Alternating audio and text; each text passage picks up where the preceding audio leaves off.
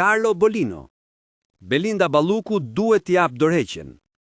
Zhvillimet e hetimeve të kryera nga SPAK ndaj ministres Belinda Balluku e akuzuar për pabarazi në një tender prej 190 milion eurosh dhe e dyshuar për të njëjtin vepër penale në një tender të dytë prej 20 milionësh, po ngren një debat juridik dhe politik të ngjashëm me atë të cilin kemi asistuar pas masave të sigurisë të marra nga Sali Berisha. GKK, me kërkesë të prokurorisë antikorrupsion, ka miratuar këtë herë ndaj Ballukut 2 masa sigurie shumë të renda: pezullimin nga funksioni si ministre dhe zëvendëskryeministre, si dhe ndalimin e largimit nga vendi me bllokimin e pasaportës së saj. Edhe pse me rolet e ndëruara në krahasim me debatin e ngritur nga berishistët, analistët mbështetës të Ballukut akuzojnë Republikën e prokurorëve për tejkalim të kompetencave të tyre, duke marrë ndaj saj masa kufizuese që sipas tyre do të kërkonin autorizimin e parlamentit. Të njëjtin mendim sa duket e ka edhe vetë Belinda Balluku, e cila thuhet se ka folur për të çështjen në një mbledhje të gjatë me Edi Vamën, ku ka marrë pjesë si ekspert edhe ish ministri i drejtësisë Ulsi Manja. Vërejtja nuk është pa bazë, sepse njësoj si me Berishën, edhe këtë herë në fakt SPAK po i pengon Belinda Ballukut lirinë e qarkullimit dhe mbi gjitha po ja ndalon ushtrimin e funksioneve të saj qeveritare. Por, nëse për kufizimin e lirisë të një deputeti, ligji kërkon autorizimin e parlamentit, për pezullimin nga funksioni zyrtar nuk kërkohet asnjë autorizim. Një boshllëk i dukshëm ligjor që duhet plotësuar, por deri atëherë ky boshllëk nuk ja ndalon SPAK-ut të drejtën ta shfrytëzojë. Gjykata kushtetuese, ndërkohë, është shprehur për ankesën e Berishës, i cili kishte kundërshtuar mungesën e kërkesës së parlamentit, por gjykata e kishte konsideruar sjelljen e SPAK-ut plotësisht legjitime.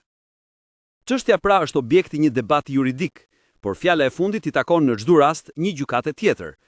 Mënyra e vetme që ka Belinda Balluku të heqë 2 masat e sigurisë është pikërisht ndjekja e rrugës juridike të parashikuar nga ligji, duke filluar nga ankimi në apel dhe më pas në gjykatën e lartë, e madje edhe në gjykatën kushtetuese.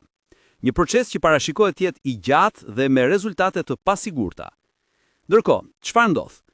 Pezullimi nga funksionet e saj zyrtare mbetet në fuqi derisa një gjykatë të thotë të kundërtën, por kushtetuta parashikon që figura e zëvendëskryeministrit është pjesë integrale e qeverisë dhe për këtë arsye ai post duhet plotësohet. SPAK ka vendosur që për momentin nuk mund të jetë Belinda Balluku ajo që e ushtron këtë funksion, dhe ky nuk është as pak në një puç institucional, siç kanë tentuar të argumentojnë disa prej mbështetësve. Vendimi i gjykatës nuk godet funksionin institucional, por personin që e mban atë. Ministria nuk është institucionalisht personi i ministrit. Deri tani, qëndrimi i Edi Ramës ka qenë i qartë përballë ndërhyrjeve të drejtësisë edhe duke lejuar arrestimin. Partia Socialiste dhe ai vet nuk do t'i kundërvishnin kurrë vendimit një gjykate. Rama e ka treguar koherencën e tij shtysh kur dha autorizimin e kërkuar kundër Saimir Tahirit, të cilin madje e kishte mbrojtur publikisht dhe pastaj për Ilir Bekën e kështu me radhë për gjithë bashkëpunëtorët e tij, deri te rasti i Erjon Veliajt. Megjithse fillimisht kundërshtoi ashpërsinë e vendimit për arrestimin e tij, më pas zgjodhi rrugën e heshtjes dhe pra të pranimit. Nëse standardi nuk ndryshon, pranimi i vendimit të SPAK ndaj Belinda Ballukut do të thotë detyrimisht ta zvendësosh si zëvendëskryeministre dhe si ministre, pasi u pezullua nga kjo detyrë. Një zvendësim që mund të jetë edhe përkohshëm, në pritje që drejtësia të sqarojë përgjegjësitë e saj.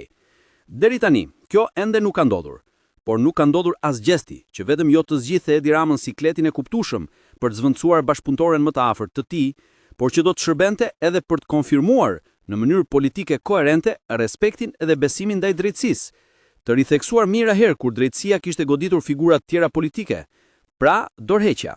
Belinda Balluku duhet të japte dorëheqjen që ditën kur u shpall të pandehuar dhe aq më tepër sot, kur është pezulluar nga detyra e saj, madje edhe me një akuzë të re, krijuar kështu edhe një boshllëk të rënd institucional. E lirë nga roli zyrtar, Belinda Balluku ishte padyshim e lirë të mbrohej në mënyrën më të mirë të mundshme, pa krijuar siklete për shumicën që i ka dhënë besim dhe pa asnjë pengesë për të provuar pakajsinë e saj. Nëse kjo do të ndodhë, edhe ne duam ta besojmë, atëherë do të jetë drejt që atë ditë Edi Rama ta rikthejë në çdo funksion të saj, por deri atëherë ajo ka detyrimin të tërhiqet.